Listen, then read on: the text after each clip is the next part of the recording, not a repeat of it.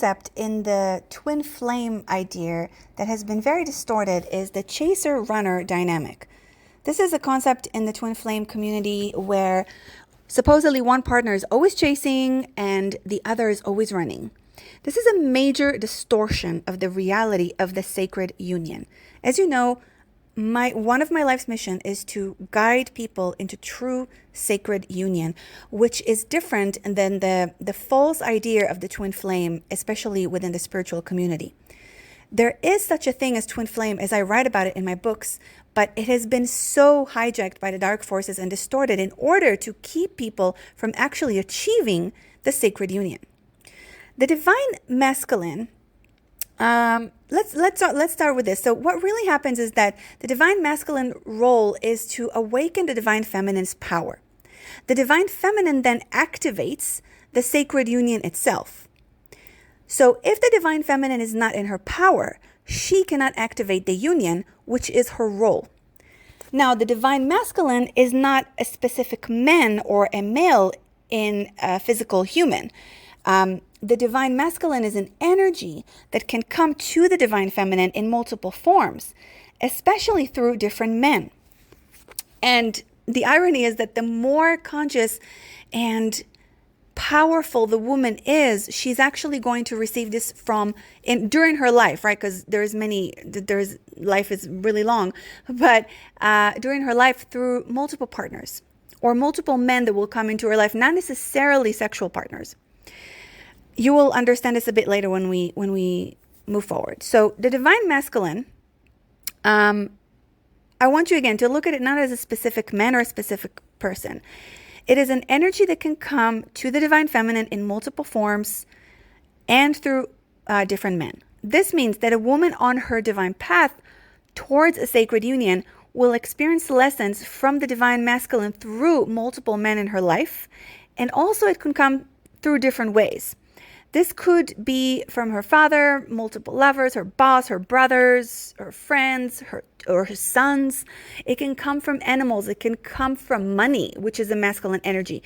It can come in many different ways. This understanding is crucial as it destroys many misconceptions and brings clarity to this twin flame idea. People often think that when you speak of the divine masculine and divine feminine, especially within the twin flame concept, you are referring to one specific person. Now, this is very dangerous because it gives endless excuses for people to remain in toxic relationships and accept hurtful behaviors from a specific person repeatedly because they put him on a pedestal, calling him twin flame or calling her twin flame. If you are on a path towards sacred union, or if you still want to call it a twin flame, understand that the divine feminine and divine masculine are energies, not specific people. Now, many of you, once you achieve a high elevation of your frequency and DNA, can experience sacred union with one person, absolutely, and you should. You should then deepen your connection with one monogamous partner. But until you reach that point, see the lessons from every man or woman in your life as reflections of the counterpart of you. Do not accept horrible behavior from someone just because you think that they're your soulmate and you call them your twin flame.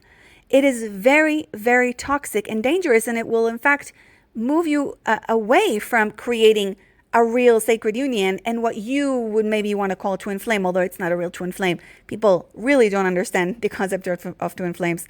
I did videos on this in the past. You can search for them on my YouTube channel if you want. So if you are a woman, I want you to view every experience with a man as a lesson from the divine masculine. If you're a man, I want you to view every lesson and experience from women as a lesson from the divine feminine herself, from the goddess herself, pushing you towards your power. It is highly dangerous to focus on one person, on a specific person, and attach all these lessons to them. This major mistake in the twin flame community has been ongoing for too long, destroying lives and keeping people from activating their sacred union. I cannot even tell you how many people come to me sharing their twin flame stories with me, and I just all I could do is just bang my head against the wall. Honestly, I want to shake them up from this illusion that they have created for themselves. They've actually created a mind prison for themselves and a prison for their sacred union because they're not actually free.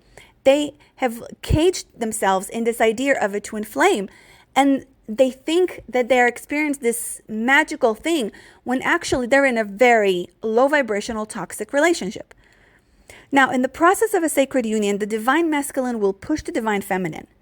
It may seem like the divine masculine is constantly hurting the divine feminine, but this is to awaken her full power. Once the divine masculine is activated, the roles may seem to reverse. The divine feminine, now in her power, will pull back, causing the divine masculine to chase and seek her connection. This will push him to activate his own power, feeling immense pain and sadness for not having his divine feminine next to him. This emotional roller coaster is more difficult for the divine masculine, but it is necessary for him to create his sacred union and reconnect fully with his divine feminine. Now, at this point, the divine masculine's life will change completely. It's a good thing if he allows the crumbling of his reality. He may lose his job, his health, his sanity, but he must let everything collapse to regain his full strength and power.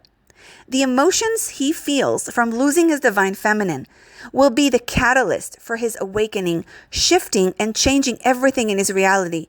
If he uses this, of course, if he seizes as that, if he remains in his ego and shadow, blaming her for hurting me, for leaving me, for cheating on me, for lying to me, for being a bitch, being this, being that, being crazy, then he will lose his opportunity for actual growth and expansion.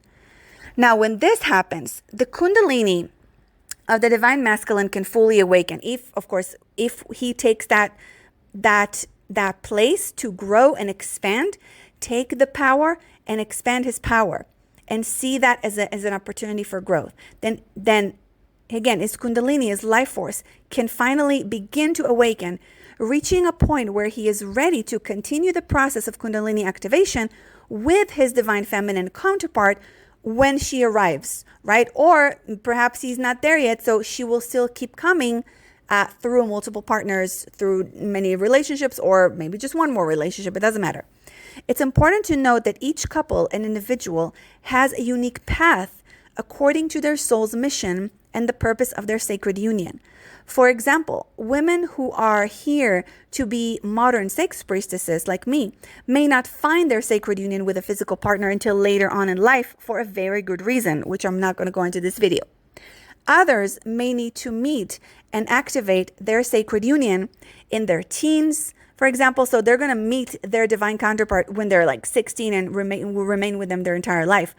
And that's because their soul's mission requires it. These individuals often remain with the same partner, like I said, for the rest of their lives, activating the same DNA energy. And they do not necessarily appear to be spiritual, by the way. So I can tell you that I can say 99% of the sacred union couples that I've met in my life, and there are not many, unfortunately, they were not so-called spiritual.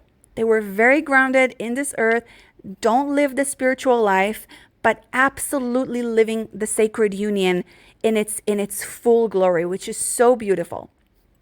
Please subscribe, like, and share so I can continue making these videos and share the work of the temple. And may the goddess bless you all.